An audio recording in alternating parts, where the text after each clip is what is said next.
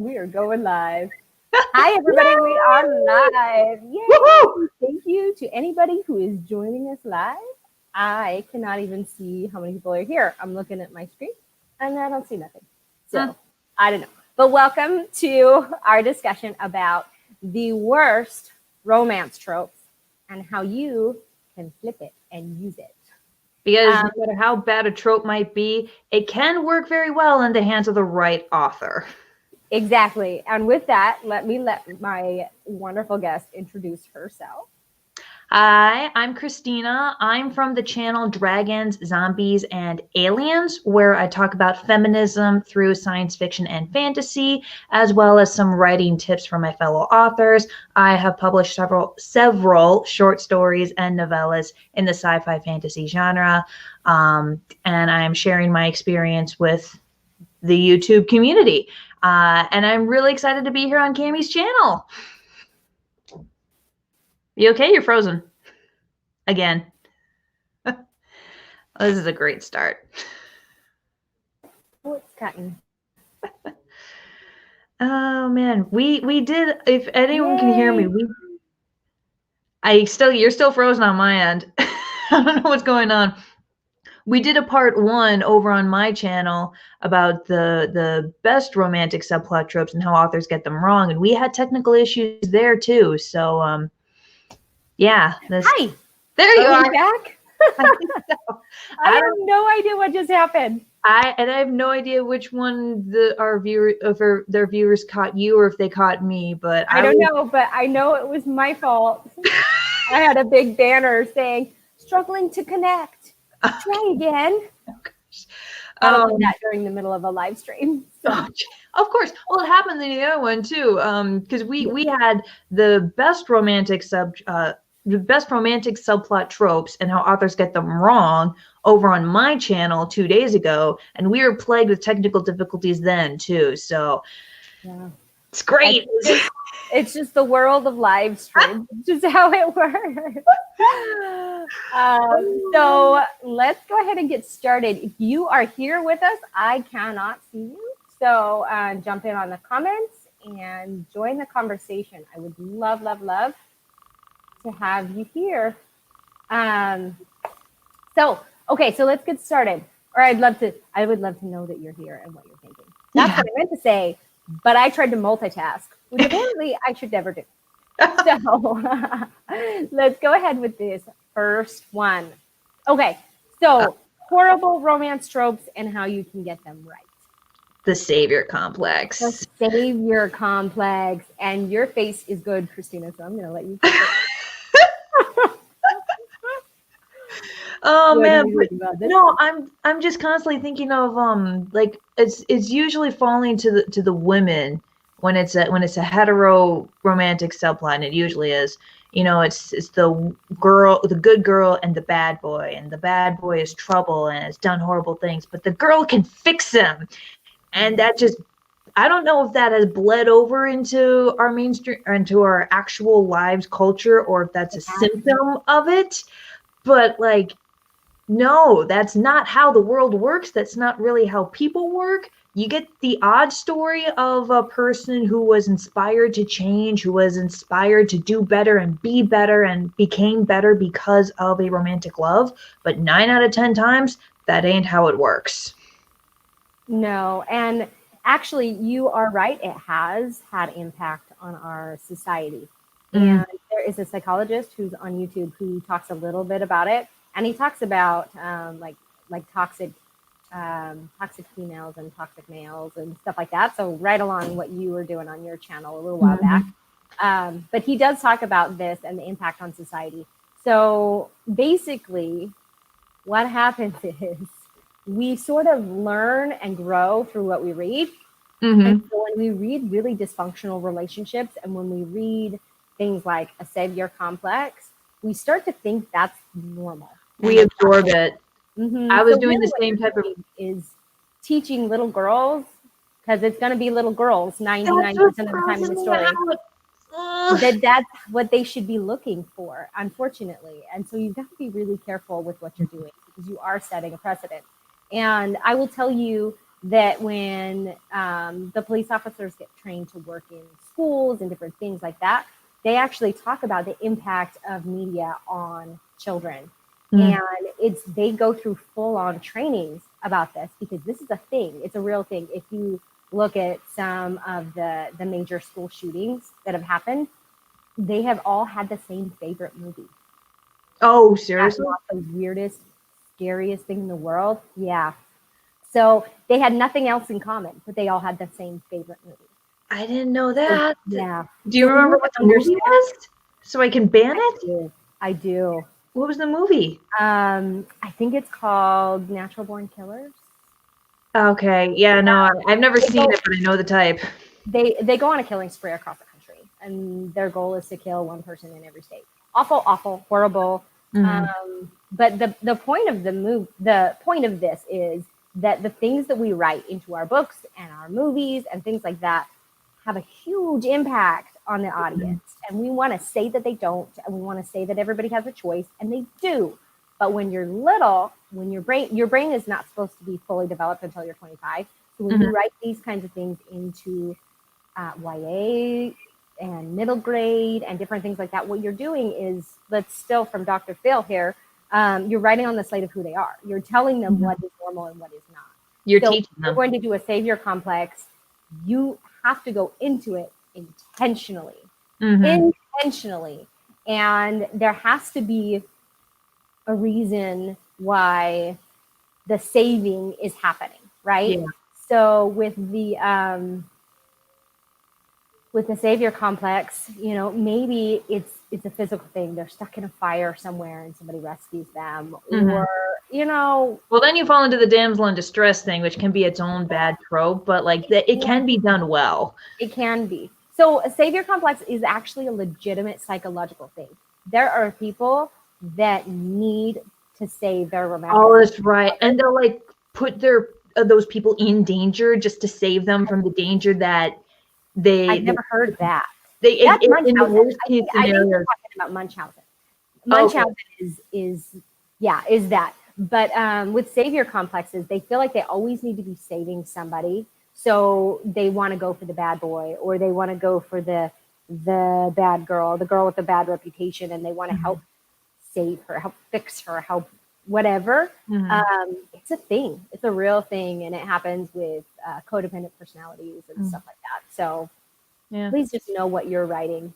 Yeah, I guess the best way I've seen this done well is when you have, it's not really a savior, but it is a good influence. Like, and you can pull this from real life. Like my parents, for instance, a common staple in the savior complex romantic subplot deal is like drug addiction. Like you have one person who is addicted to whatever, and then the other person like pulls them out of it and nurses them back to health and totally gets them totally clean, and it's totally fine. And that's not how that works. One of my parents did have a drug addiction, is recovering from that, and while the other one didn't save them, they did support them through it, and they were a good, like, stable influence on that. And I don't think that the recovering addict, it's a tough call to say whether or not they would have been able to push through without that support. So it's not a savior thing, but it is a support thing, a good influence thing. And that you can pull straight from real life. Yeah. Yeah. And I want to say that the savior complex is more common in like Hallmark movies or books, that style, and a lot of Christian dramas, things like that. Well, I'm a Buddhist, so you're talking to the wrong. That's where I see it as sort of saturated, is in those communities. Well, yeah, of course it's in Christian media. The savior.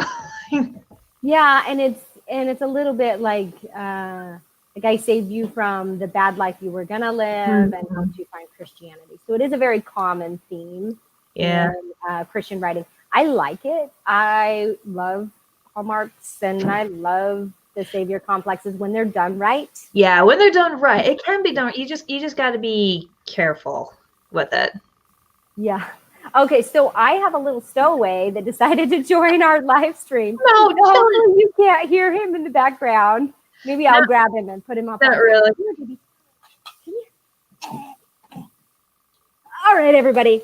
Here is my little stowaway. Hello. Hi. Hello. My sister's supposed to be watching me, but she's not. Okay. See, I have a condition where whenever I see a small child, I have to make silly faces at It's them. a thing. There is no known cure. It's just a thing. It's that, and then there's the weird voices. It's a But thing. yes. Everyone's got that thing.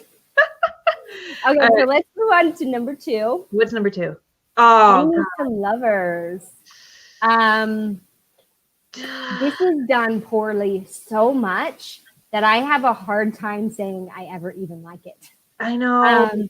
Do not be the person that writes the bully that all of a sudden the bullied child is interested in. The bully. I know. It's like, it's so gross. And like, I mean, I've seen this pop up in contemporary romance sometimes where like the leading man, the lady will have known each other in childhood, and it's usually the guy, because again, you got the savior complex thing thrown in there as well, but one of them was a horrible bully, like you almost traumatized, if not outright traumatized, the other one, and then they go their separate ways, and then they meet up 20 years later, and they're suddenly into each other again. And there's like, and the thing that gets under my skin here is there's no apology, there is no like deep conversation about how like, I am so sorry, like I had a lot of problems as a youth growing up, I understand that I hurt you and I can't make it up to you, but what can I do to try to make it better?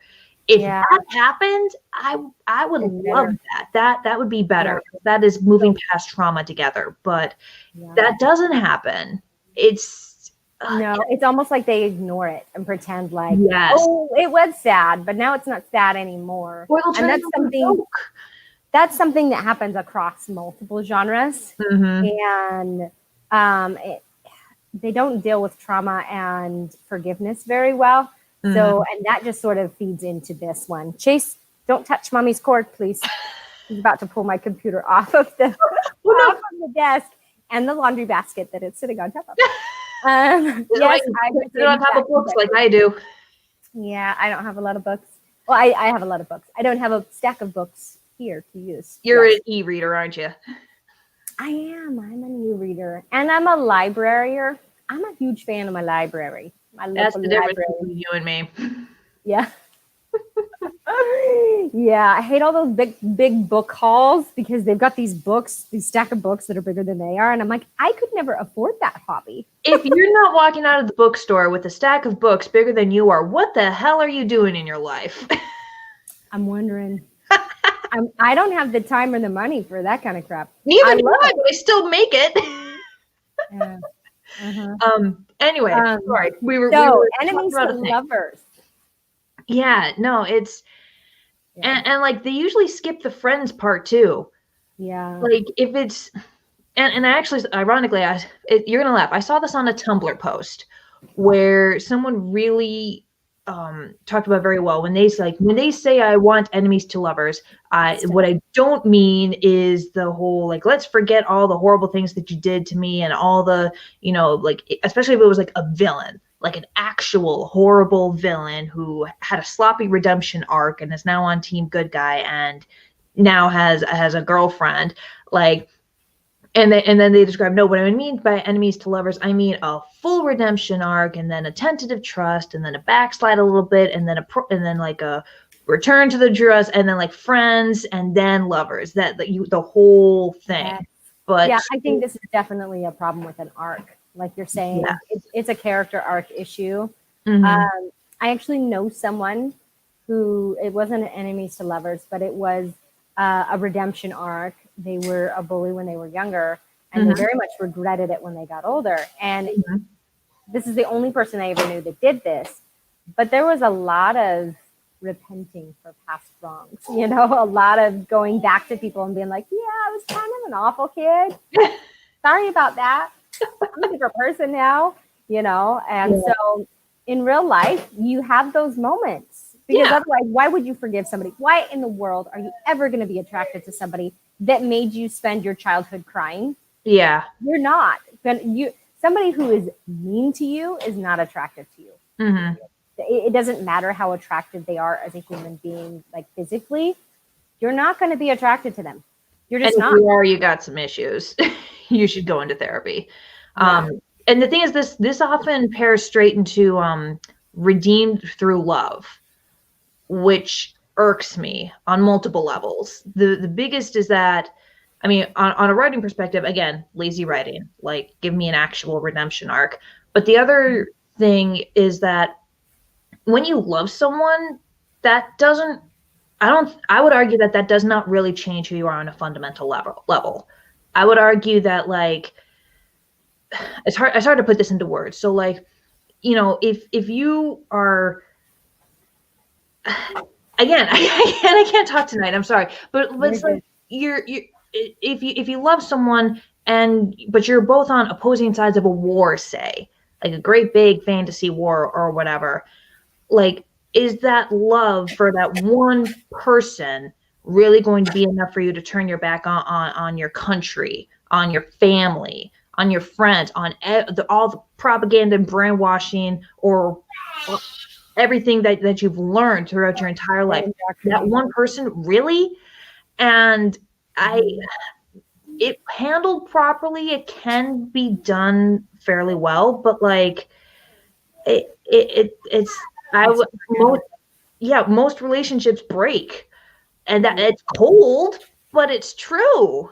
And and it irks me how, like, you know, oh, we need this villain to have a redemption arc and join team good guy. We'll just give him a girlfriend and he will join the side of the light. No. Yeah, it doesn't work that way. Mm-hmm. Unfortunately. That would be nice if it did.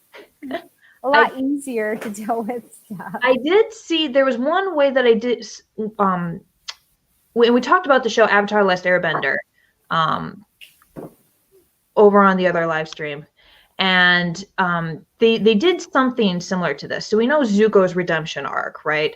And how redemption arc. Yeah, and for those of you who don't know, first of all, watch Avatar: Last Airbender. You will not regret it. And second of all, so like Zuko was like the first main antagonist, and he had this big, long, torturous redemption arc and joins Team Good Guy. But the thing is, like, when he joined the good guy, he had a girlfriend in the Fire Nation on Team Bad Guy, and he broke up with her to join the good guys. Yes. And this obviously led to tension and conflict when they met up a few episodes later. And his girlfriend's name is May, and they had this argument where he's like saying, like, I never meant to hurt you. I'm really sorry. I couldn't drag you into this. I'm trying to save my country. And she's like, you're betraying your country. Like, what the heck are you talking about? Like, and they disagree with that. And then later, Zuko's life is in danger, and May steps in to save him. Like, she even says, I'm saving the jerk who dumped me. And when he's safe and they're out and she's talking to another bad guy because she got captured, you know, she's saying, I love Zuko more than I fear you. And she didn't get redeemed though. No. Like she was the same person. Her relationship transcended that. And they made a decision.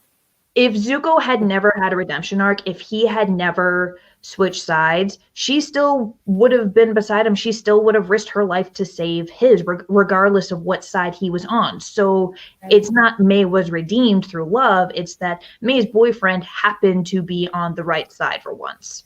Yeah. And in a kid's show. And it's a good show. It was a very well-written show. That's what makes it so fun. It was really, really well written. Yeah. Study it if you're a writer. Oh, I accidentally clicked on it. Sorry. Okay. Let's move on to the next one very hurriedly.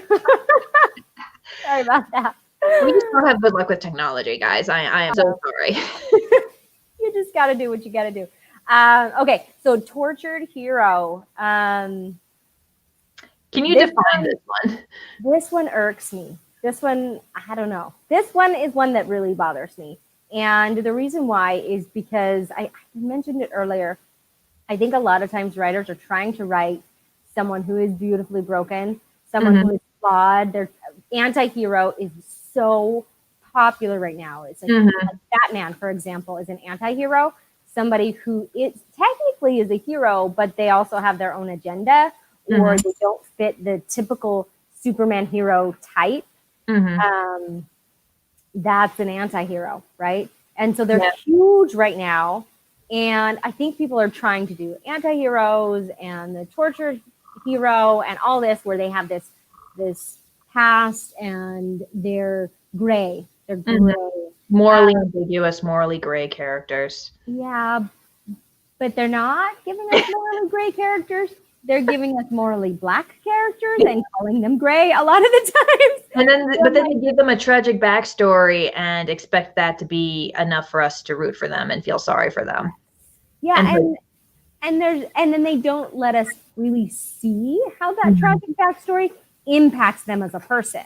Yeah, how it led to them making the choices they are making now. You know, because everybody has something in their past they find tragic, right? Right. But we all respond to it differently.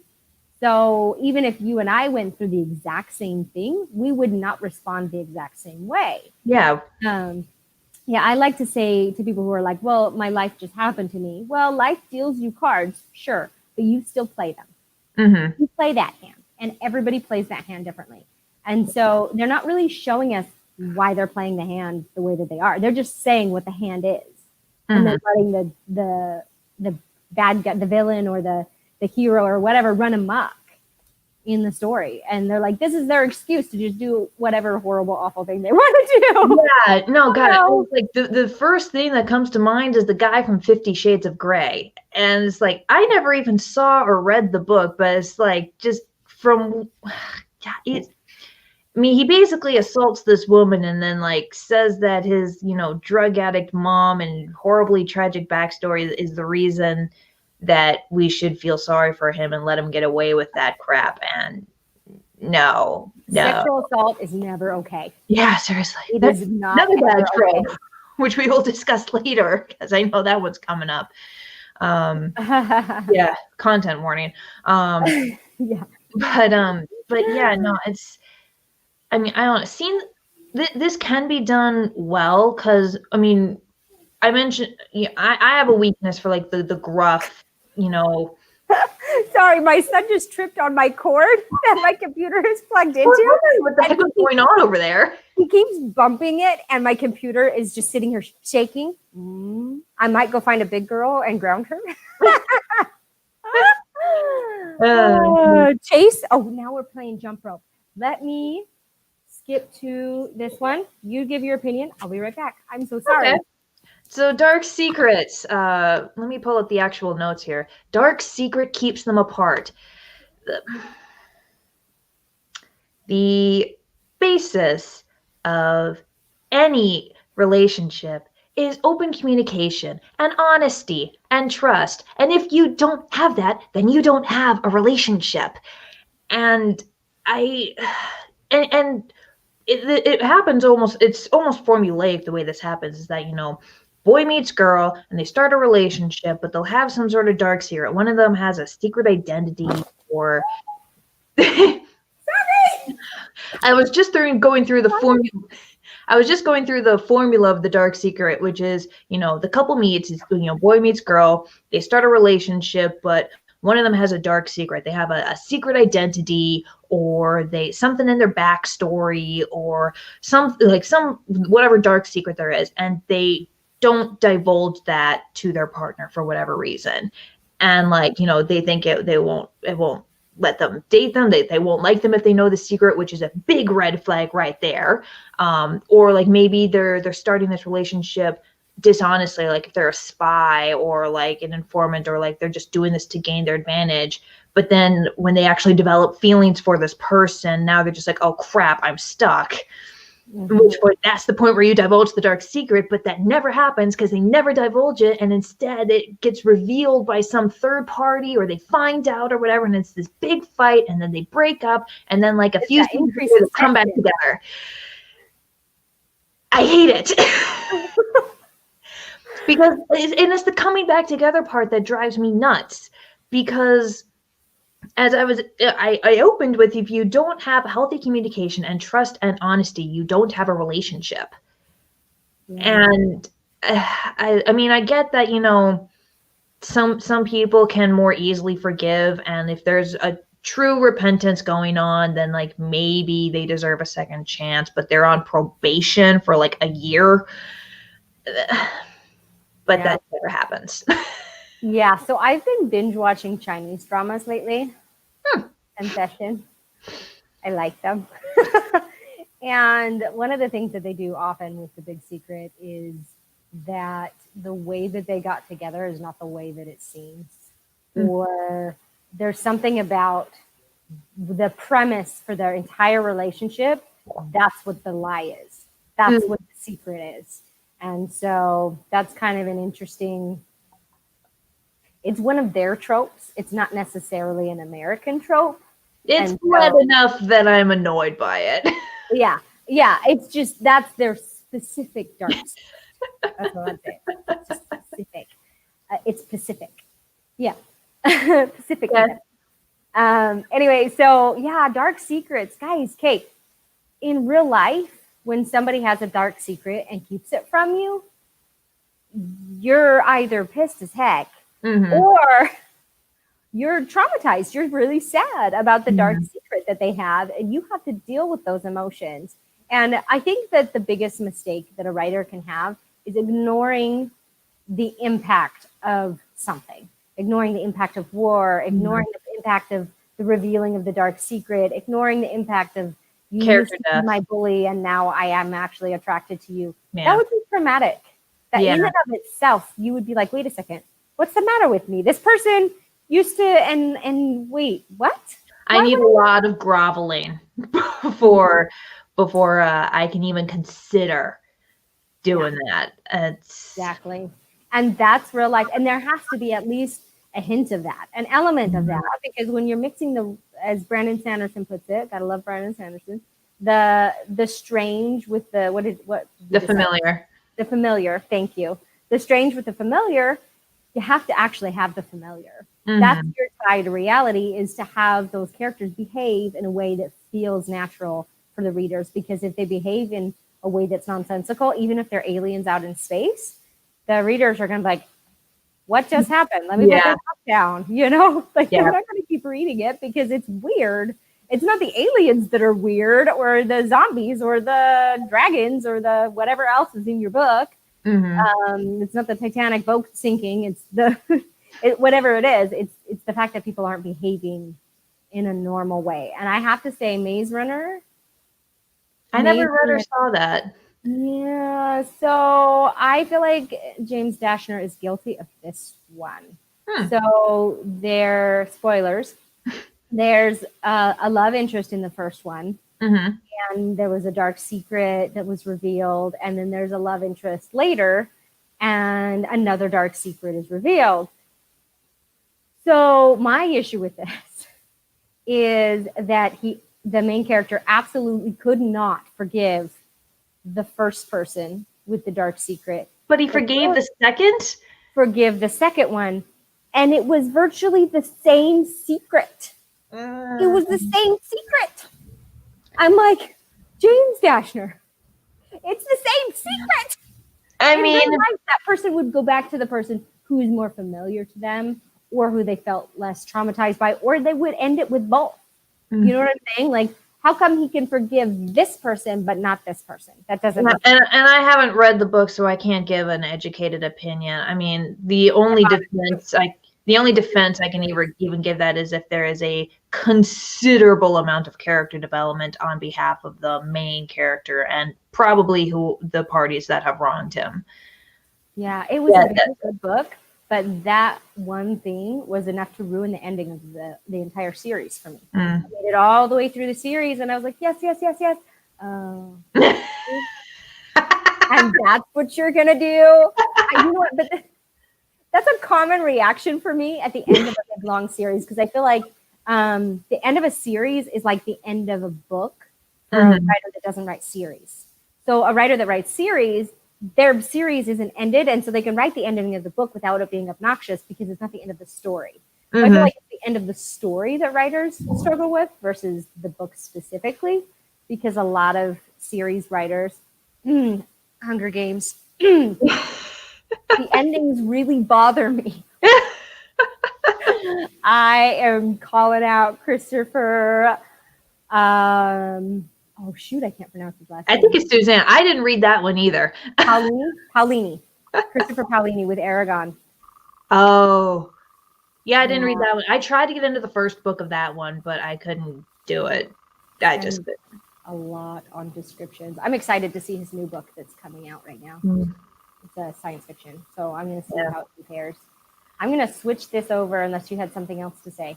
Just that the only way that I've seen this done well is when the dark secret is told up front. The series that I'm watching now, Lovecraft Country, which is amazing, by the way. Anyone who has an even remote interest in horror should be binging that. Just maybe not with your parents. It's a lot of sexy times going on in there. But it's a really great series. And the thing is, like, a lot of these characters, like, you know, the main character, Atticus, Korean War veteran, takes place in 1953. And, like, everyone has some secret, some dark past, some dark history. And, like, they're upfront about it. Like, Atticus is dating this other girl in America, but he dated someone else over in Korea. And it didn't end well. And he is upfront about it with her when he starts this second relationship. Like, there was this other woman that I had in Korea. It's over between us now, and nick of time too, because in the very next episode she shows up. And any other writers would have had him keep that a secret just to up the drama, the cheap drama. But that's not. Yeah, but that's not, it's not in line with Atticus's character, and it's not in line with what a healthy relationship is supposed to be. I wouldn't really call their relationship 100% healthy, but, like, they're both traumatized people. They're doing the best they can. It's hard to have a healthy relationship when you have some PTSD going on. Oh my God, so much PTSD. But yeah, no, so, like, when the dark secret comes to light, or, like, you know, when they're upfront about it, or even when you have, like, that one character who, like, enters the relationship under false pretenses and then actually develops romantic feelings, you know, to have them say, like, stop, wait, we need to have a talk, and then do it. I've seen that work best, because a relationship that can withstand that, like, first of all, you got a good character there who's willing to bite the bullet and tell the truth. And then if the relationship is able, like, you know, go on hiatus for a little bit and then continue after that, that's a very strong relationship. Well, and if you have somebody that's going to own up to their secrets and whatever, it's going to endear them to the readers. To the audience. They are going to be like, wow, that's hard stuff. Yeah, that's what we want to be. Yeah, they're going to love that character. And, you know, tension can be built in multiple ways. There is a book that I love. I will link it below when I get a chance. It's called A Whack on the Side of the Head. Have you ever heard it? No. I love this. One of my college teachers required it for our class. So it was college textbook. But he talks about thinking creatively.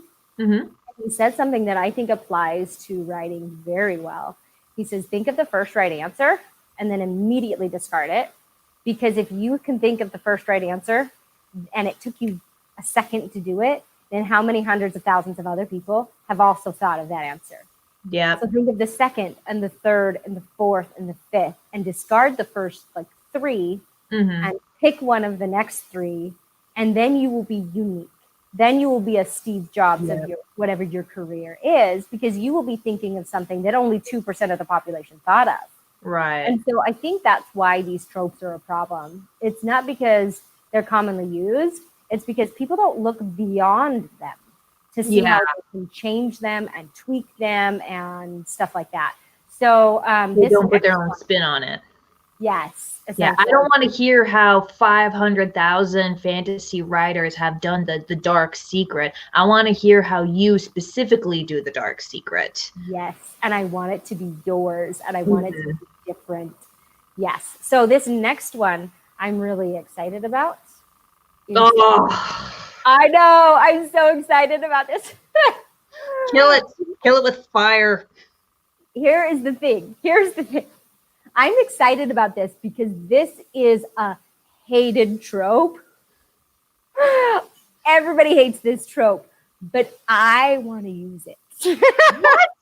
I do. I'm actually Kammi! in my novel right now. So I'll just tell you what I'm doing. Ready? Okay. There's an instant attraction and an instant relationship with instant hardcore feelings. And then there is a betrayal. Okay. And they have to decide if they move beyond that betrayal and they actually do love each other, or if it really was that instant love that really is just the so attraction. They're punished for it. Basically. Yeah. Okay, I'm good with that. Yeah. So, I mean, it's a very, very quick, fast courtship with tons of romantic tension, but then it's severed just as fast as it begins. And then there's the slow growing back together. Right. If that makes sense, that slow burn. And to be clear, like, people's relationships move at different speeds. My dad's parents, my grandparents, were met and were married within a month of each other. And they had one of the most rock solid, beautiful relationships that lasted until the end of their days.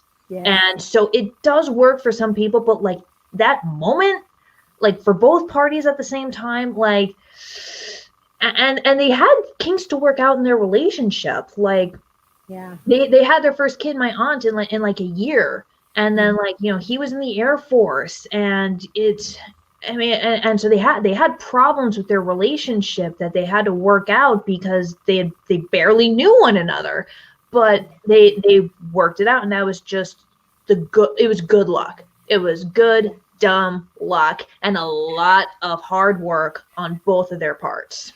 And that's the trick, is it's hard work. A really solid relationship is hard work. I like to tell people that when you get together that quickly, it either works out and you get a happily ever after forever, or one of you is a serial killer. I was going to say, or it crashes and burns within a month, but yeah, I like the serial killer thing. And the thing is, I like it because it surprises people. Yeah.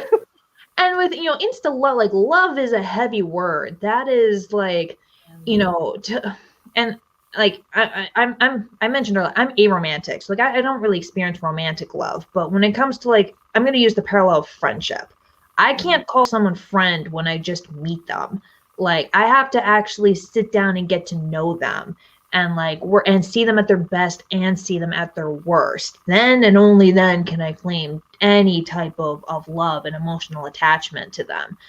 But, you know, and again, Insta-lust, on the other hand, like, that's something else entirely. And I feel like a lot of times it gets inflated. That, you know, oh, if you're sexually attracted to someone, you must instantly be romantically attracted to them too. And that's not the way it works. They are two mutually exclusive things. So yeah, I wish, and I say this as an asexual person, like, I wish we had more Insta-lust stories instead of Insta-love, because I'd like to see the ramifications of that and how many tropes can we turn on their heads with two characters who got together and started a relationship because of Insta-lust, and then through shenanigans and intrigue and plot and whatever else you got going on in their story, you know, may or may not be able to create the love part of that. Yeah, that would be interesting, watching the fallout from that quick. I want to say I've seen it before, but not very often. Usually when there's the Insta-love, the Insta-lust comes side by side. And that's because the romantic high is kind of lustful. It is that, ooh, I really like this person. I'm really connecting with this person. I'm really attracted to this person. I really want this person in my life. And so they kind of do go together. Yeah, but they're not staple to each other, if that makes sense. It's the new part of the relationship. It's called a high for a reason. The honeymoon phase. I will say, like, there are very, very, very few times that I've ever seen this trope done well in a way that I've truly enjoyed, and almost all of them involve some sort of reincarnation thing. Like, they were lovers or had been married in a past life, and now they're meeting for the first time in this lifetime, but like they still recognize each other on a deep level. That's kind of cool. I kind of like that one, and it's like you can you can see it a little bit, like, you know, the way that their personalities bleed out through the lifetimes, but also how they're different and how they kind of have to get to know one another, but like they know one another, but now they have to re-get to know one another. Yeah. Yeah, that reminds me actually of Hancock. Did you see that with Will Smith? No. No. Oh yes, with the superhero movie that everyone hated. I thought it was that movie. I loved that movie. Are you kidding me? I pretty much love anything with Will Smith, though. That's true. Will Smith. I'm a groupie. I don't know. I love him. But yeah, no, that was like, you know, the amnesia thing, which in and of itself is a trope. It wasn't like reincarnation, but it was amnesia, and he still had that deep connection to her and recognized it immediately, even though his mind didn't recognize her. Yeah. No, I like that movie. It wasn't the best. It wasn't the worst. But it did not deserve the hate that it got. I'm just like, guys, come on. I love anything with Will Smith. I'm biased. I'm a Will Smith fan. Yeah, I like him. Right. You Insta-love Will Smith. Let's move on. Okay. No, this was for a different live stream that I had, and I didn't delete it for whatever reason. So let's ignore that one. Unattainable. Okay, so there's a lot of different tropes that fall under this category. I feel like this was kind of a really big umbrella. Unattainable for me is like the person is a celebrity, or they're the quarterback, or they are the one person, the families are feuding like Romeo and Juliet. Or I feel like it's any time the main character is pretty sure they will never be able to be with the person they're attracted to. That's interesting, because in the Best Tropes Talk video, we did talk about Different World and Forbidden Love. They were 2 of our top 10 tropes. So what makes this different from that?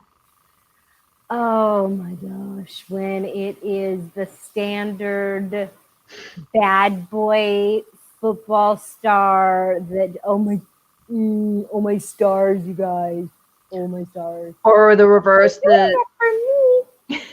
or the reverse, the beauty queen who's like, she's totally out of my league, and now half the time she ends up with him anyway, because like girls are taught to settle.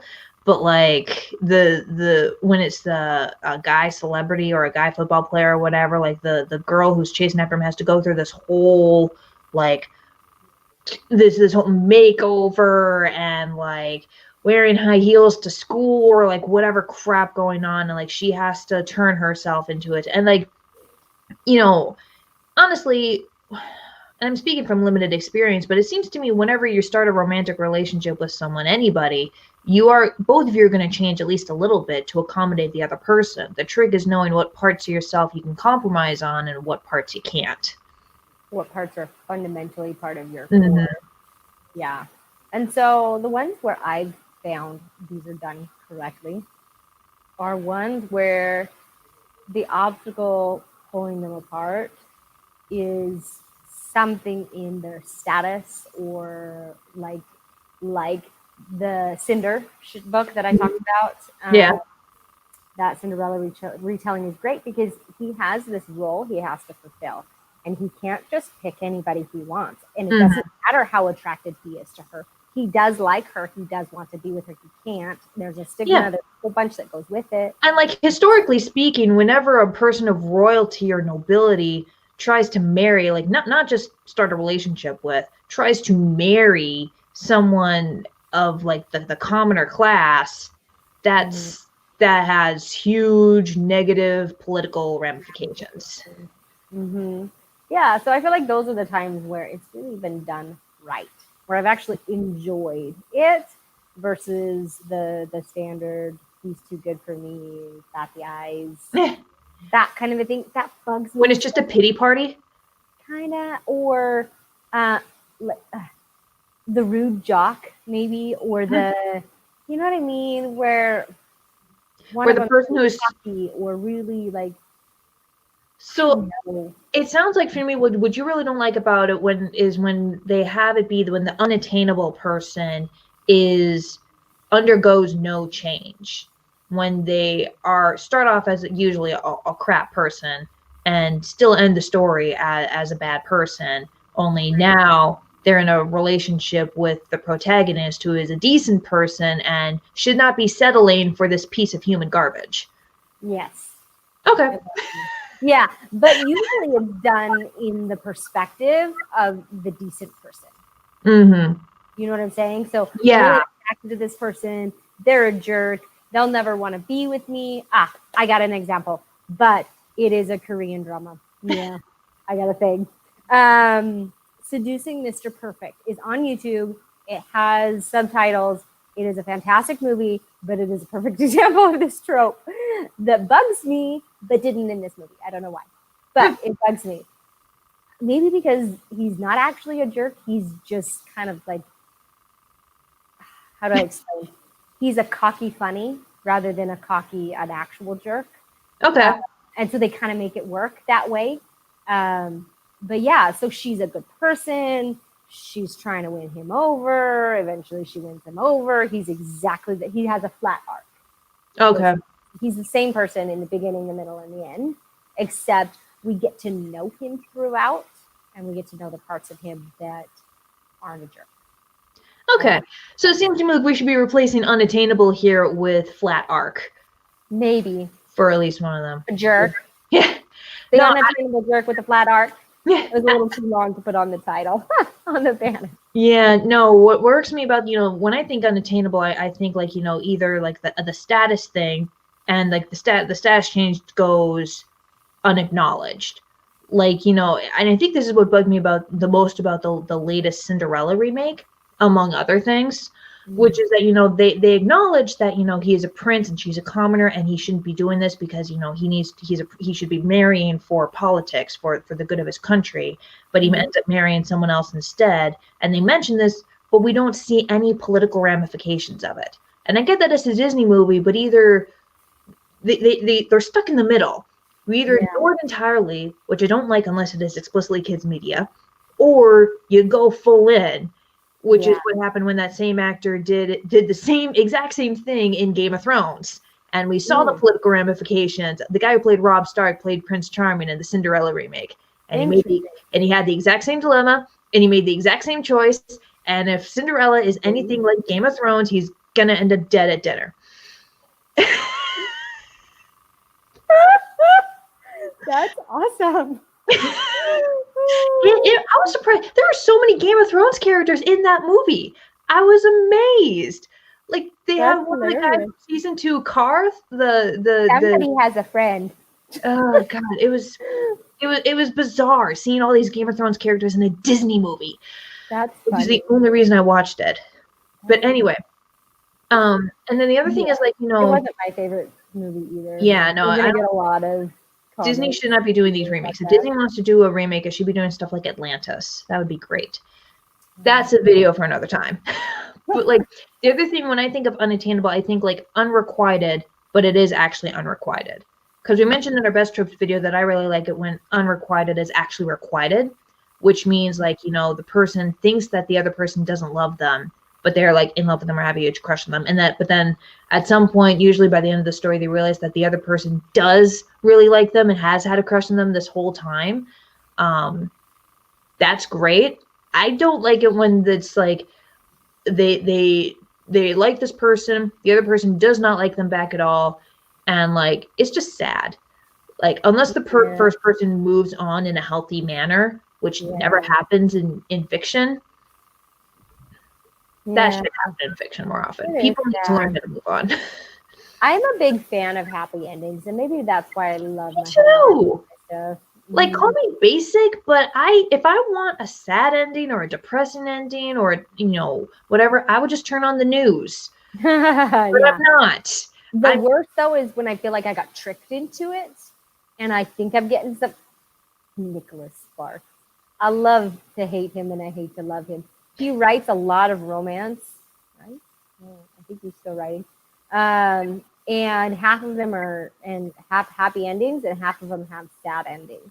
And so you never know going into one of his stories, unless you're looking at spoilers, what you're going to get by the end of the story.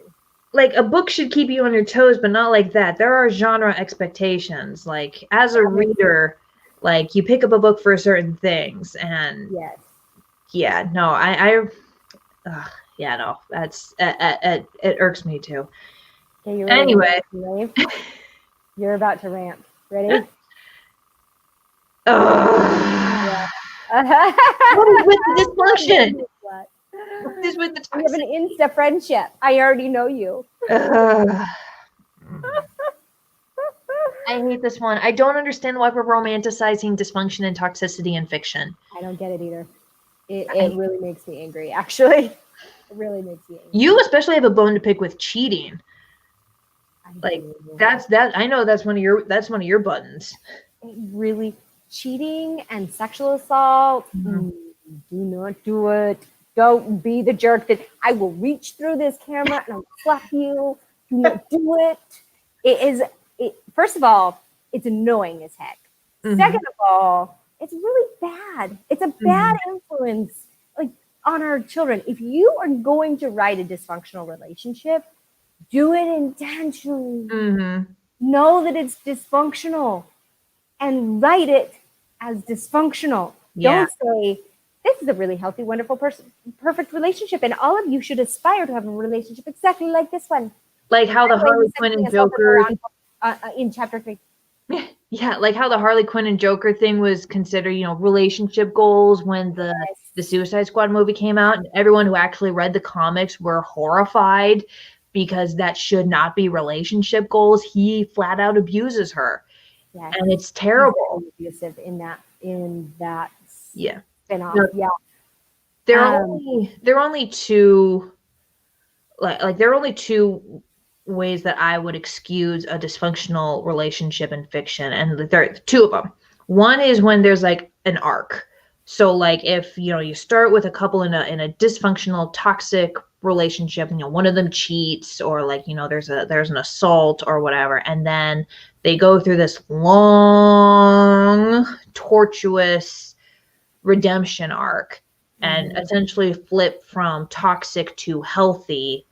That's fine. I've never seen it, but basically, but basically a Terry Crews arc, but with dragons or robots or whatever your genre dictates.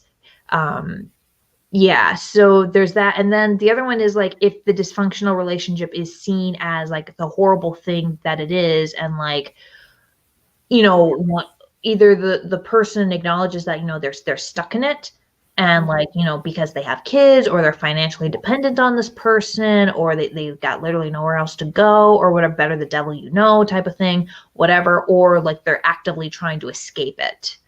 Yeah, and that's what I mean by do it intentionally. Yeah, that last one gets a lot more use in fiction, and a lot of times that is also mishandled. A lot of people don't understand what an abusive relationship actually looks like, and on the one hand, I'm glad because it means they've never been in an abusive relationship. But on the other hand, if you're going to write about something, you need to do your research, and you need to understand what it is and the risks in it, and all the different phases that it can look like. It's not just a drunk guy slapping his wife around. It's emotional abuse, sexual abuse, psychological. It's threatening to hurt the person's beloved pet. It's financial dependence. It's so many different things. Financial dependence is abuse, yeah. So I am going to call out a writer on this one. A big writer. And hopefully, if people disagree with me in the comments, they do it very kindly, so I don't cry. Sarah J. Maas. Which series? Thorns and Roses. Haven't read that one. I've read her other one, which was fine. Yeah, no, there are scenes that I would call sexual assault that I don't think that she even knew that it was sexual assault. She thought it was romantic. The tropey part, the tropey scene where it's always the guy. It's always the guy encroaching on the girl's space. He leans in and it looks like he's going to kiss her after he's being a jerk. And she's like backing away and he just grabs something. You know what I'm talking about? Yeah. Yeah. And that can be done funny. and well, because it's the geniality did it really well. job.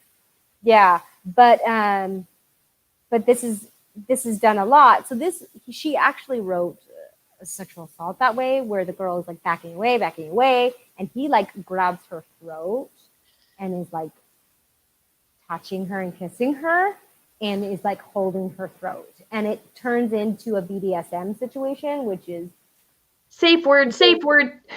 Yeah, people who We're gonna do that to a safe word. BDSM is people who like a little bit of pain with their pleasure, basically. So, yeah, and I was like, what did you just write? And I think that she intended it for it to be a BDSM, but it wasn't, because it wasn't consensual. It was, the girl was backing up and wanted to, and was saying no, and he was encroaching on her space and then did that. That is sexual assault. And I don't care if she's attracted to him. That is sexual assault. Do not write it. I will reach through this camera and I will slap you twice. Don't do it. It makes me angry. Yeah. My soapbox. Or there's the forced seduction where, like, you know, and again, it's always the guy assaulting the girl. And statistically speaking, that's usually how it goes in real life too. But more common. It happens the other way, but it's more common. Yeah. But like, you know, and it's, you know, he'll start assaulting her, and she'll start saying no, and then like literally halfway through the sex, she switches over to saying yes. It doesn't matter that he eventually got her consent. She said no. She did not say yes at the start. He should never have reached that point. Yes, exactly. Because he should have respected her and backed off. Yeah. Exactly. Sexual assault pisses me off. Don't write it, people. Okay, so let us move to, I want to do this one first. God, the forced one. For those of you who are like Kammi and don't know what shoehorned is, I don't know why. I guess that might just be a thing that me and my parents say, but when something is shoehorned in, when a romantic subplot is shoehorned into the story, it's forced in, it's tacked on, it has no business being there, but basically the author decided that, you know, every story must have a romantic subplot, so I'm going to add a romantic subplot to my perfectly good story. Or like, we all know at least one story where two characters who have no business being in a relationship end up in a relationship. Or when you want them in the relationship, they're working towards being in a relationship, and then it's thrown together at the last minute, and I'm going to shout out Hunger Games on this one. This really, really frustrated me by the end of the series, because you know that the writer wants you to ship her with this character and not that character, right? Because she's with Gale in the beginning, and she has what's the boy's name? I don't know. I never read it. What? I didn't read Hunger. I only saw the first movie like ages ago, and that was because my like teen youth group pressured me into it. How did you not read that book? I was already in the adult section by that time, I think. That's what you're getting. You're getting Hunger Games for Christmas. No, I'm just teasing. So it's a love triangle. Yeah. She very clearly loves this boy that she's always loved, and has this strong attraction to and connection to this other boy that she grew up with, right? And so you actually want her to end up with this other boy, but then she goes, the brunette, and then she goes out to the Hunger Games with the blonde and ends up in a relationship with him, and then doesn't she like flip-flop sometime in the second book? So she doesn't actually end up in an official relationship with him until the end of the series. Kind of. She kind of goes back and forth between the two the whole time, and she's like, I love this is why I hate love triangles. Like, I know that's what we should have put on this list. I know you like them. I do. For some reason.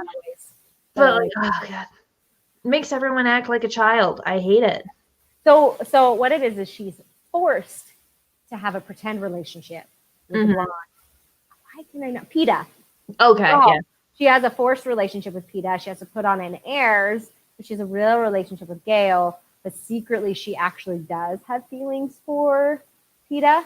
And so it's like this weird, confusing. I actually do love both men, and I actually want to protect them both. I want them both in my life. So then Gail burns bridges with her, and it forces her. I don't know. I think that the situation sort of opened her eyes as much as forced her. But I feel like it forced her to make a decision to be with PETA. And then she doesn't actually choose PETA. He follows her and he's there. And she's like, oh, you came home. I guess we could be together now. And it bugged me so much. There was something about it that felt inauthentic.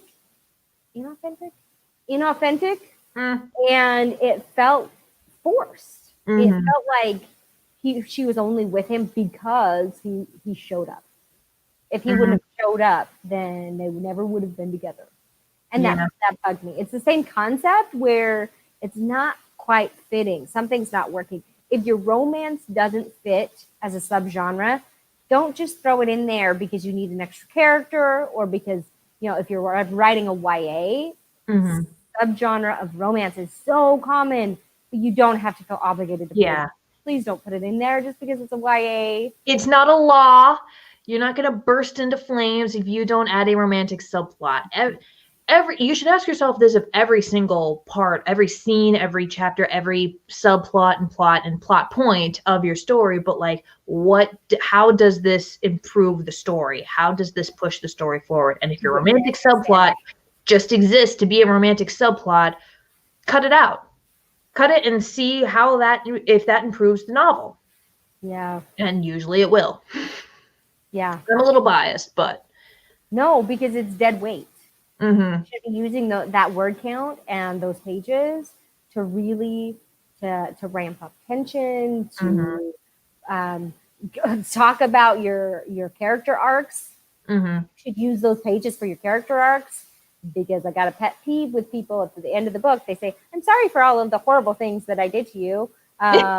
Person that I bullied in school or sexually assaulted later. Can you just forgive me and we can be together? Yeah, no, give it a actual redemption arc. No. Another thing that this usually happens when, like, just because there is, like, a leading man and a leading lady. And the assumption is because they're two heterosexual people, of opposite genders existing in the same space, they must bang. And and we need more normalization of male-female friendships. We really do, because this idea exists in our mainstream too, which is that guys and girls cannot coexist together without ending up in a relationship together unless one or more of them is gay, or one or more of them is already in a relationship with someone else, and even then maybe they can win them over, type of thing. And it's like, no, just friend. I really, really, really want to see just more regular male-female friendships in books, on screen. That's what I want. And yeah, I mean, Rick Riordan did it really well, although she was already kind of promised to someone else. So kind of technically had a boyfriend, but like in the Magnus Chase trilogy, the leading man and the leading lady are best friends, and they never move beyond best friends. And it's great. Their relationship dynamic is amazing. That sounds really nice. I don't read it very often. You what? I don't read it very often because it's just not done. There's too much of the forcing the romance where romance should not be. Yeah. Too much. There is a booktuber on here that's a big booktuber. Murphy, I think her last name. Yes, Murphy Napier. I follow her. Yes. She talks a lot about this kind of stuff. And I remember when she was talking about shipping characters, she got really angry. Did you see this video? I usually only follow her for the Dear Authors playlist. I do too. I love it. Watch the other stuff. It was one of her Dear Authors. Probably for love. Really angry because apparently people have been leaving comments saying that her and Daniel Green would be a good couple and they should get together. And she's like, yes. She got ticked because I think it wasn't a romance one. It was when they were talking. She was talking about friendships. And I think that's the one. And she's like, this is disrespectful to me. It is disrespectful to my marriage, and it is disrespectful to my husband. who's been on these videos before, you guys. Yeah, she talks about him and her son. Yes. Dude, I mean, dang, we have such a need to ship everybody. Mm-hmm. I mean, I have a friend, heaven bless her, that I love so much. But so she her big thing is gay male characters. She loves them. And so anything that she watches, she has to see how those two people would be good together. And she almost wants to watch fan fiction and write fan fiction of how those two. And so she's like Sherlock and John Watson in the BBA series. Yep. BBC. Where A came from. Mm-hmm. No, I read that fan fiction too. Yeah, no, but that's her favorite because she's like, oh, they should be together, and her head explodes. But what she said is she has to do this for every story. It's like an obsession for her. She has to ship two guys. It's a thing. I don't know why it's a thing. I'll have to ask. She just needs to watch more gay porn. She does watch gay porn. So maybe that's why she does it versus what she should do. I don't know. But not every character needs to be romantic together. I like that they have a strong friendship and they don't have a romance. I actually love that about them. I love friendship arcs. I love romances. Like I love sibling like friendships. And this is probably because I have a younger brother and I'm really close to my younger brother. So like I love seeing that type of dynamic portrayed, especially if they're like sarcastic to each other and they're constantly giving jibes out to each other and constantly just like not smacking each other around, but like just kind of like poking each other. And as soon as the chips are down, as soon as it gets real, as soon as there's like a serious fight or one of them is hurt or one of them is like in danger or whatever, like they are there. And like I love that, and I wish I could see more of that in a platonic sense. Yes. Wouldn't that be nice? Yeah. You would have to be really careful to write that because I feel like people wouldn't see it as platonic. Mm-hmm. So it would have to be very explicitly platonic. Mm-hmm. You know what I'm saying? I got to nitpick Sarah J. Maas again on this one, this time with her Throne of Glass series, because she had this one, and one thing that I do like about her is that she does a very realistic portrayal of like characters getting together and then breaking up and moving on and but still maintaining healthy friendships with their exes. That I have no problems with. Mm-hmm. And I even liked her love triangles. Mm-hmm. They were fine. But there was one thing. So like, you got the main character, Aelin, A-E-L-I-N.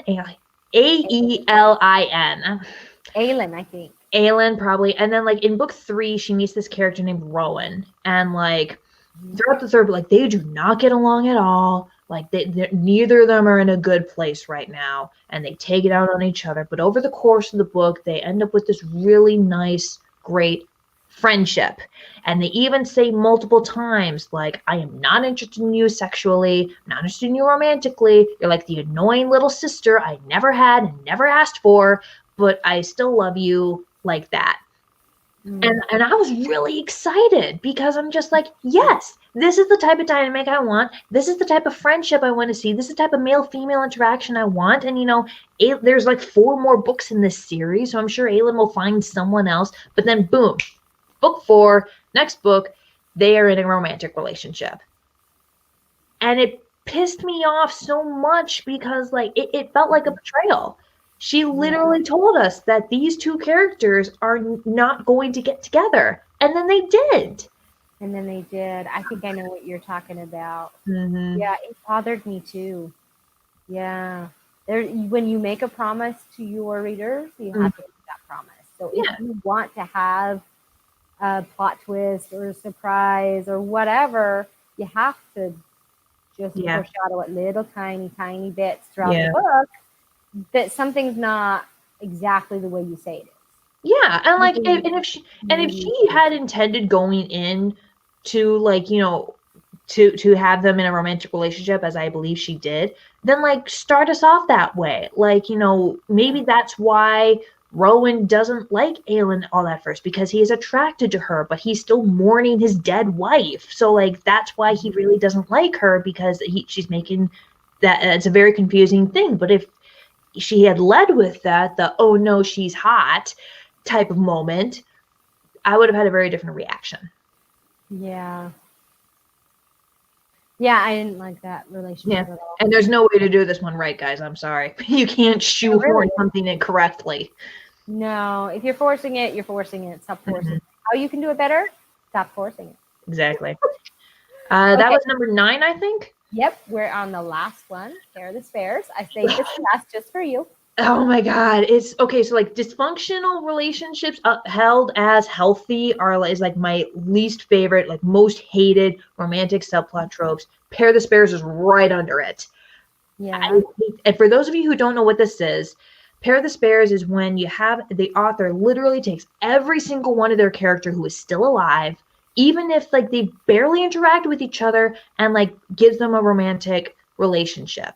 Doesn't matter how much, like if they've even talked to this other person before, but like it is either like explicitly said or at least heavily implied that they are together or will be together at some point. Yes. And it pisses me off so bad. It almost always happens at the very, very, very end of the book. Like last 2 chapters. Yes.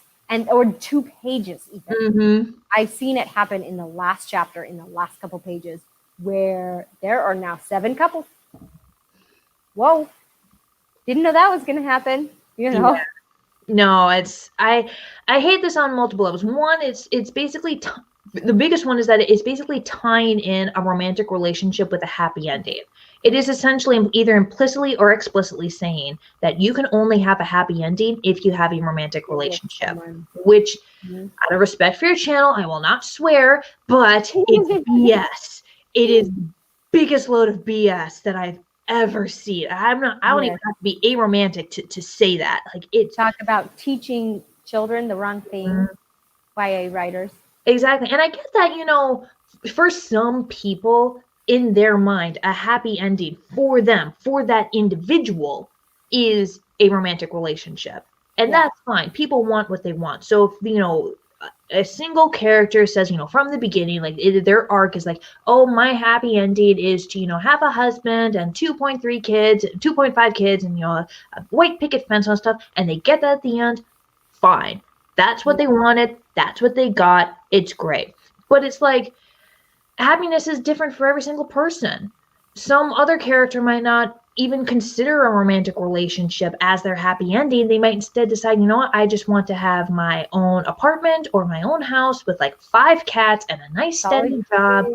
Yes, a career, being able to pay my bills on time, you know, maybe being in a good sport. Yeah, I may be projecting a little bit here, but it's like, I really hate the implications. So have you ever seen it done correctly, where you've liked it? Once. The Diviner series by Libba Bray. Now, okay, so the basic premise is it's a historical fantasy, a dark, shouldn't even call it fantasy, paranormal. It takes place in America in 1927. And so like it's a great story. It's a 4-book series, creepy, dark, like kind of like, you know, you're dealing with ghosts and demons and like talking to the dead and stuff like that. And it's really cool. Yeah, and I liked it. And she didn't put every single character, you know, in a romantic relationship. Like one of them was like an 8-year-old kid, so that just wasn't going to happen. But like there are like 7, 8 main characters, and they all end up in a romantic relationship in the end. And while I rolled my eyes a little bit at some of them, I'm giving this one a pass for 2 main reasons. One is that each arc for each couple is unique. A lot of times a writer who pairs the Spares, everyone undergoes the same relationship hurdles, they undergo the same problems, they have the same feelings and the thoughts, and it's very homogenous. And it's very, or it's Insta-love for all of them. Yes, or Insta-love for all of them. But that's not the case with the Diviners. You know, like we see these relationships grow over the course of 4 books. And so it feels more real. It feels like they all have their own problems. One person is running away from a domestic abuse situation in her backstory. Another one is an interracial couple, again in 1927. So they've got that problem going on. then. Yep. For another pair, it's their first time for either of them, so they're kind of going in blind and they're relying very heavily on their friends. That's another thing, which is like, while you have all these romantic relationships, it's clear that the value is the friendship of the entire group. So yeah, Evie, one of the main characters, yeah, she's having this boyfriend, like her first ever real boyfriend for the first time, but she also has Theta and her first real friend, and that's an arguably even more important relationship because she relies a lot more on Theta over the course of the story, and like, acknowledges how valuable their friendship is to her more so than her boyfriend. So I like that. And then the final reason is that they're all diverse. There are like 2 gay ones. One of these people is asexual in a society that does not have that language or community, so she has to figure that out for herself. They're gay guy. I mentioned interracial couple.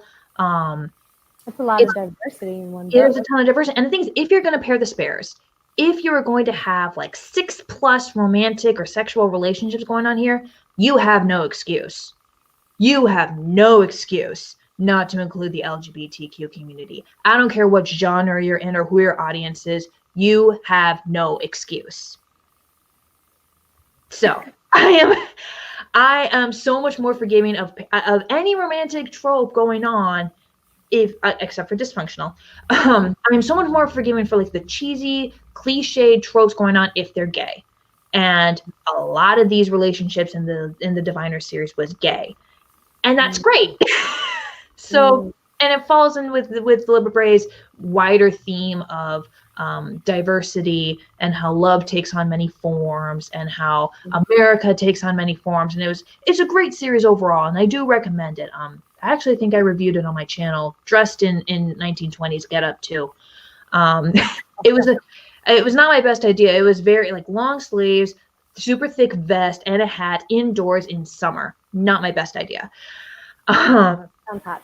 I don't know how everyone didn't just die of heat stroke back then. But anyway, yeah, that's really the only situation. Rick Riordan did one a little bit too in his Heroes of Olympus series, where like not every single major character, but most of them, like all but one, ended up in a romantic relationship by the end of the series. But at the start of the Trials of Apollo series, we see that at least one of them have broken up in a very healthy way, and again, it's also diverse too. So that helps. But Libra Bray takes the cake on this one.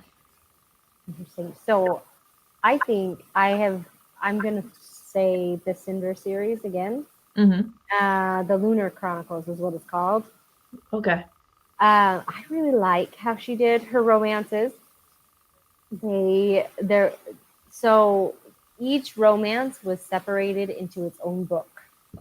So you followed Cinder, which is Cinderella, and then you followed Red, which is Little Red Riding Hood, and then so they had all these different books, and in the end they all converge, and they're all friends, and they all go and save everybody from the evil queen.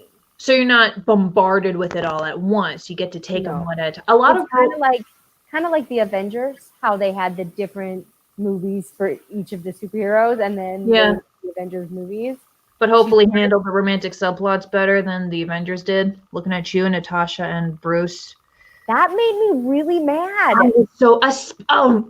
Okay, I need a rant for like 5 minutes. I mean, especially since like in the first Avengers movie, you got that scene with Natasha, Black Widow, and Loki, and how Loki is telling her all the things that Clint Barton, Hawkeye, has told him about all the horrible stuff she's doing, like burned down a hospital, kidnapped or killed a kid, like horrible things that she did as she was Black Widow or as she was working for the KGB, and like a great thing to maybe talk about, like with Age of Ultron, the way that they set up, Wanda's powers with being able to trap them in their worst nightmares type of deal. That was a beautiful setup. Like, can you imagine the arc that she could have had, like of self-forgiveness, and like especially after that was after the Winter Soldier, when she finds out that S.H.I.E.L.D. is actually Hydra. And that would have been amazing. But instead, they ship her off, they shoehorn in a relationship with Bruce Banner, which makes no sense. And on top of that, like, she says that she is a monster because she's sterilized. And while that forced sterilization on her is horrifying and like very fitting with like, you know, her backstory and all that stuff, it does not make her like, how do they not get letters? I mean, like you're saying that because someone cannot carry a child because someone had trauma done to them, they're a monster? No. Yeah, no, what bothered me actually is totally different. That's funny. They hinted at a relationship between her and Hawkeye through the whole series until they changed for whatever reason. They switched the flip. They flipped a switch, whatever, and they shoehorned her in with Bruce Banner. With Bruce Banner. Yeah, they totally did a 180 flip on that. I didn't pick up on that. Oh, they did, because it's actually a discussion in the writing community. You can actually see blogs about it. There's, what is her name?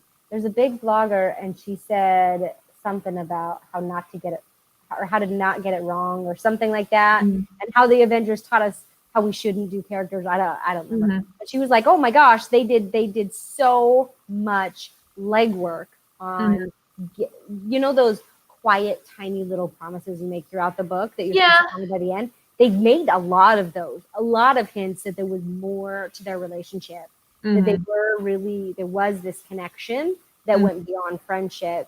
And then, boom, he's married, has a kid. They have absolutely no relationship, totally platonic, and she's with Bruce. Wait, what? Yeah. I mean, what? I feel like, I think part of the reason is that because, you know, each movie has like different writers and different directors. So there's your first problem. And then like, and then just, and Age of Ultron specifically, that movie where we found out they as a family too, really failed on a lot of plot twists. Like they tried so hard to do so many different plot twists, especially with the death of Pietro, Quicksilver, and it just fell flat. Like everyone saw it coming. The Quicksilver one, like it's two failures there. Like the Quicksilver one, everyone saw it coming. The writers only did it to make themselves feel smarter. But like again, and like if they kept him alive, it would have made the rest of the stories honestly more richer, especially if he was on the opposite end of the Civil War as Wanda, so they're fighting, and if one of them had survived the snap and the other had not. So you could have had that. You could have had him as a foil for Hawkeye and all that stuff. And then like with the Hawkeye reveal, like they didn't build it up properly. Yeah. So, but again, but that romance specifically was a very good example of shoehorn. Yeah. Very good example. They just all of a sudden were together and we were supposed to accept that. And then it never went anywhere. Like I would have forgiven them if in the later movies it like was if it was like contributed more to their plot, to either of their character arcs, to their development, to the overall story. At it, though, with Hulk, they hinted at it. Was his calming force. She was in control. But and they referenced it back like once or twice in like Thor Ragnarok, and then again in the Infinity War movie. But that's it. It didn't really contribute much more to their. No, there was no point to it. Wasted air. That's why it's the perfect definition or perfect example for shoehorned, is because it was forced, it was quick, it didn't add any benefit at all to either character arc, or the plot of the story as a whole. At all. And it insulted women who cannot or choose not to have children. Yeah. The cherry on top of the cake. Yeah, isn't that great? Thanks, Disney. Thanks for the insult. On that note, hasn't this been fun, guys? Yeah, it was fun for me. Heck, I got to rant and talk about books and movies. I love good writing. And so on my channel, I actually don't just talk about books. I talk about books, and I talk about playwriting, and I talk about poetry and things like that, because good writing is good writing. Unfortunately, we don't always see it in all of those different areas like film. I guess the moral of this whole story is that it doesn't really matter what trope you're putting in your story. It matters how you're doing it. Yes. And while some people will automatically hear or like read in the blurb or whatever that this trope is going to happen and will automatically walk away, like that's fine. Like plenty of people are going to converge on your story for the trope that you put in. Like you're going to go automatically to a love triangle while I'm going to run screaming the other direction. And that's fine. And then like, you know, and if you, as long as you do your own spin on it, as long as you tell the story the way you would and not how 20 gazillion other authors would. No cop outs. No cop outs. Sorry, I was adding in while you were talking. No cop outs. Yeah, like actually put effort into it. Don't think of the first right answer. Like I said earlier, think of the third, fourth, or fifth right answer that comes to you where you're like, this is good. This could work. Don't think of the first one, the second one, or the third one. Don't worry about those. Throw them out the window. Focus on something further down the list. Like actually use mental effort to come up with new ideas, because then you're going to be unique, even when you're using tropes. And don't use cheap tricks. No. If you want to find gold, you got to dig for it. Yeah, exactly. Exactly. Work at it. So if you want a gold mine story, bestseller, got to work at it. Got to dig a little bit. Check out Kammi's video. She's got a lot of good ones, and check out mine too. I'm starting a world building playlist. I got one on magic, and World Building 101 goes up this upcoming Sunday. Ooh, fun. You want to tell everybody where they can find your short stories? Right. Oh, lots of places. The biggest one that we took a hiatus because of the editor's health problems, but it's going to be coming back in the next month or so. Diary of the Green Snake. It's over on Patreon, published by Sick Semper Serpent, SIK space SEMPER space Serpent. Complicated name. I apologize. It was not my idea. But basically, it is a short story series that follows the adventures of B.I., a girl who in 1860 is making her way from New York to California on a super dangerous journey, made even more dangerous because of all the monsters and, you know, ghosts and demons that are plaguing her path. And she has secret magical abilities herself that she has to use to fight them. And on the journey, she learns more about herself, where she comes from, and where all these freaking monsters are coming from. Like, why are all these monsters from Chinese mythology winding up in freaking Nebraska before Nebraska is a thing? That's awesome. So yeah, so I've been having a lot of fun with that. And then if you follow me on my channel, I'm constantly giving, you know, shout outs to you know, announcements to my work. So as soon as something comes up, something comes published, giveaways too, I let you guys know. Awesome. Thank you so much for joining us. And if you are interested in our other video or anything else dealing with romantic tropes or writing romance at all, if that is something you're interested in, I actually have an entire video playlist specifically for romance. So the series is called Dear Authors, and there are several playlists within that series. There's did I say Dear Authors? You did see Dear Authors. I'm just like, you got Murphy Napier? Come on. I'm thinking Murphy's series. No, it's Authors Talk. Thank you. I know my own series. It's Authors Talk. And this one specifically is Authors Talk Romance. And then you can just look up the hashtag Authors Talk or hashtag Better Romance, or I will link the playlist below. And there will be, there's a whole different playlist of a bunch of different authors talking about the different parts of writing romance. And my wonderful friend Patricia is here with us on the live stream. Her channel is Distinct Authors, and she's actually one of the authors who is contributing to this playlist. So it's going to be a great, and she's a longtime romance author. Patricia, write down somewhere how many romance novels you've written, because it's quite a lot. Anyway, so check out the playlist. Check out both of our channels. They are linked below. And I will have a couple other links that I promised in this video that I'll add later. But thanks for joining us, and we'll see you next time. Bye, lovelies.